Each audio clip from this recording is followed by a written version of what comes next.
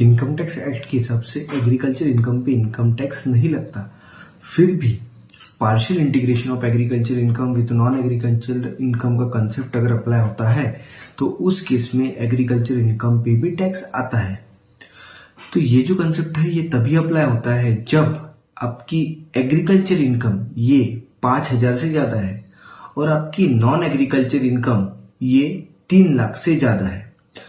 तो हम इस चीज को 2 एग्जांपल से देखेंगे, जो हम एग्जांपल फाइनेंशियल ईयर 24-25 के लिए लेने वाले हैं और इस फाइनेंशियल ईयर में हम न्यू टैक्स रिजीम ऑप्ट करेंगे। पहला एग्जांपल है कि आपकी एग्रीकल्चर इनकम है 10 लाख और आपकी नॉन एग्रीकल्चर इनकम ये है 3 लाख। तो उस केस में इनकम टैक्स नहीं लगेगा क्योंकि कंसेप्ट अप्लाई नहीं होगा, ठीक है।